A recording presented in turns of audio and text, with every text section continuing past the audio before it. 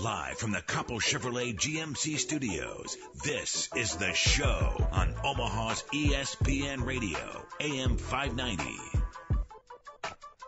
Thanks for tuning in this afternoon. My name's Michael Gray. As always, you can join the conversation at AM590ESPNradio.com. That's AM590ESPNradio.com.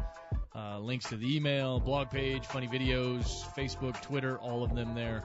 Again, AM590ESPNradio.com. If you're on Twitter, throw me a follow at the Michael Gray, and then make sure that you follow this guy leading up to National Signing Day. We're joined by Bryan Munson of Big Red Report. You can follow him on Twitter at Big Red Bryan. He'll have all the breaking news for the Huskers as we get closer and closer to National Signing Day. Bryan, how are you? I'm doing great, guys. How about yourself? I'm good, man. Who'd you have in last night's game, Ravens or Niners? I had the Ravens. I just didn't feel like, they've been there before, not necessarily a rookie quarterback, but a rookie running back, second-year quarterback. Guy hasn't done it all season. I just felt like there were some things just going in the Ravens' favor. Power outages aside, I think you were right. I picked the Ravens as well. Yeah, I really feel like what the Ravens have done through their acquisitions, Jacoby, and I actually like the tight end Pitta, and I think that they've done some good things. I like the running back Pierce. There were just some things through the AFC Championship game that really felt like they had really addressed some needs that are there, and Flacco has really emerged as a legitimate franchise quarterback. He's going to get his money, no question about it. And, Bryan, that means here in this part of the country, now that the season is officially over in the NFL, Husker fans turn their sight to the next big milestone, and that is, of course, National Signing Day coming up on Wednesday. They got some news over the weekend. Mixon comes on board. You also had Malik Collins rebuff a late offer from Mizzou to stay with the Huskers, and now the Huskers, at least according to Scout.com, a top 10 type recruiting class. How good was the news over the weekend in your mind? I thought it was real good. I like Mixon. Mixon's a guy, he's got a solid frame. He's a 6'4", 265 pound defensive end whose physique, he's got the long arms. He's physical. He's athletic. He's real quick. He's a guy that will astonish you with how quickly he can get up there and get through the gaps and really get pressure on offenses.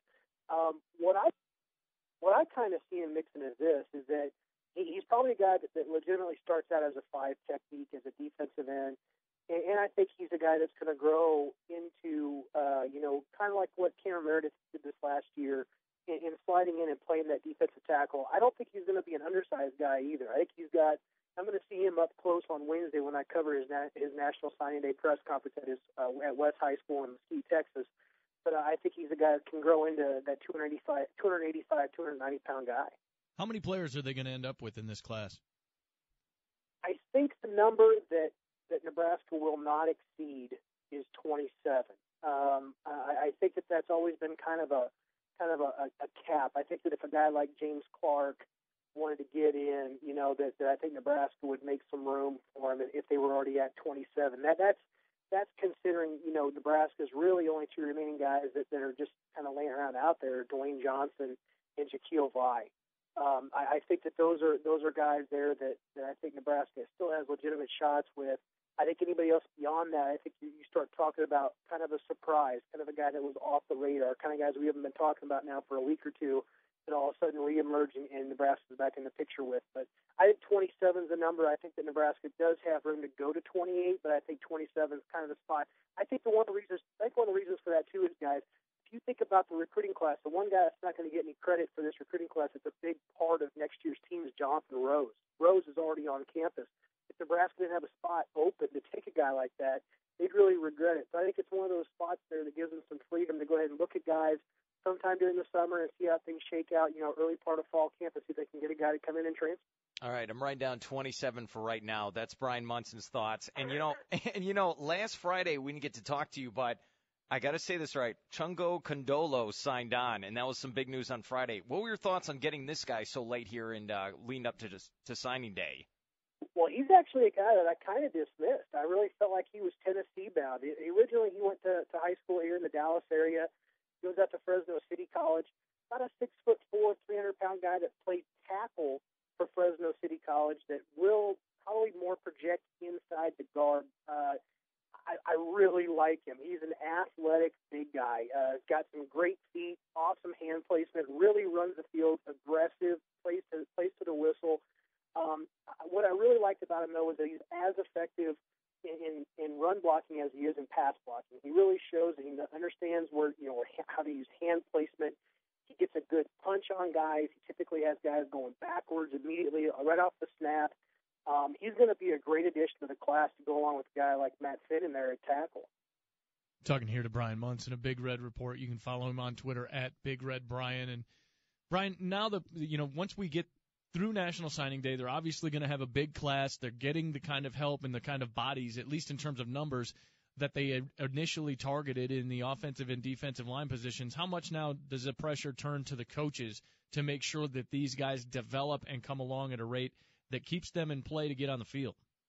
Oh, instantly. I think that you look at guys, on both sides of the football. You've got Finn and you have Condola who immediately figure into the picture on the offensive side of the football. On the defensive side of the football, you have Randy Gregory, who's my top pick. I'm running a top 10 list right now of who I feel are the best 10 gets based on ranking and where they kind of line up in the class based on need.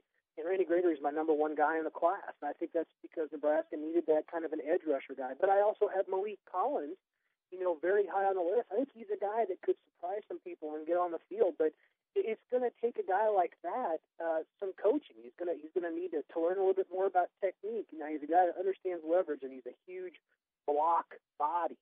But, you got to take that then, and you got to – other guys at the Division I level, the level Nebraska's playing at, other guys are going to have that same frame. He didn't see that frame at Center High School against him. He has to learn how to adjust now and how to beat those guys with sound technique, and that's the part that's going to be it's going to be a cram session for a couple of these guys, but that's where, like you said, the pressure now shifts to how quick and what areas do you need to address quickly where you can get some of these guys on the field or into at least a rotation where you can go ahead and get them ready for the next season. Well, and that becomes my question, because this coaching staff, in my mind, if they've got a real weak link, it's in their ability to get young players on the field in a timely manner.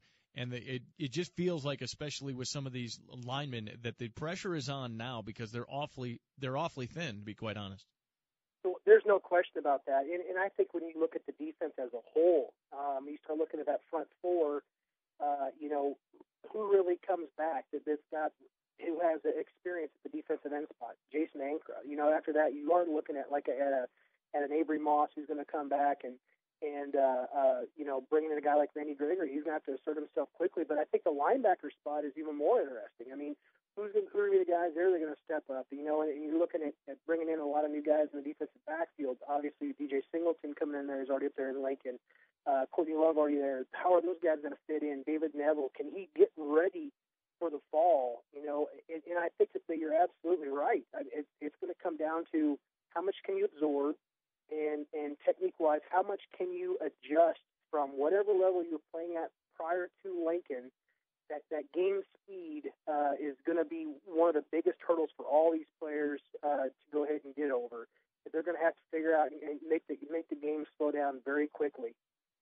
Bryan, it's interesting you talk about speed right there. How about Taylor Martinez's younger brother? He signed on late last week, Drake Martinez. I know projected maybe safety, secondary position. How much of an impact can he have on this football team?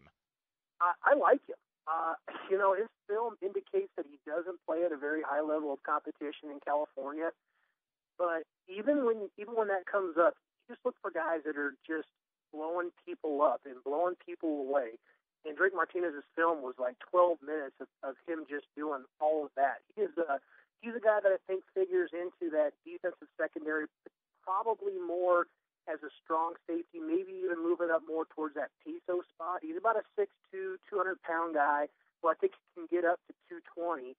He may even be a guy that moves down in the box guys a little bit later on and plays linebacker, but he just runs around and hits so extremely well from the safety spot. He comes up and he's out of the frame, and all of a sudden he's in the frame and in a guy's grill, and the guy is flying, and he is violent. And I really like him. And he also shows some natural ability back there at that safety spot to drop back into coverage, understands the routes, looking back in the backfield, looking at the quarterback.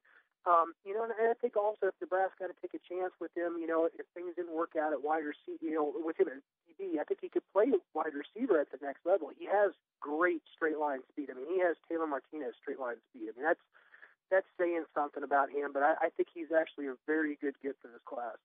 Bryan Munson, Big Red Report, getting you ready for National Signing Day on Wednesday. And Bryan, the last major story that broke since the last time we talked, obviously Braylon Hurd deciding to leave the Huskers and transfer out of the program. They bring in Adam Taylor. They bring in Newby. They've got Amani Cross. On paper, it looks like they've got plenty enough depth at the running back position. What they don't have after Amir Abdullah is a great deal of experience. How risky is it going to be going into a season without a guy like Braylon Hurd in the depth chart?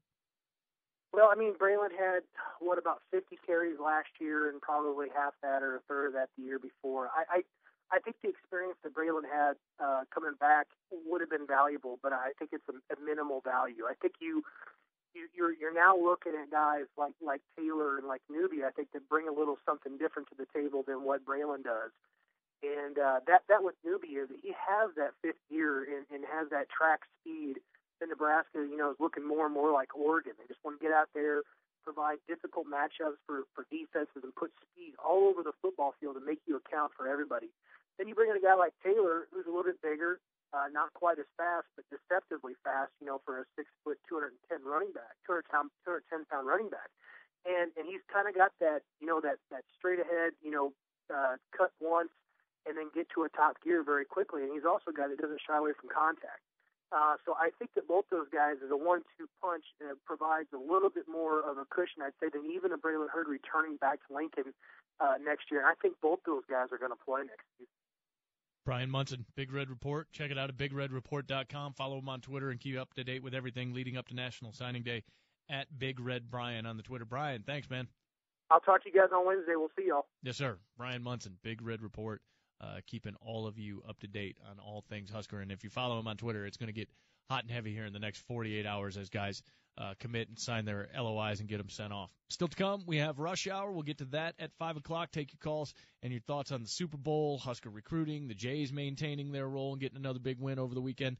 Whatever you've got on the brain, but not before we get to the late edition of This Day in Dumb.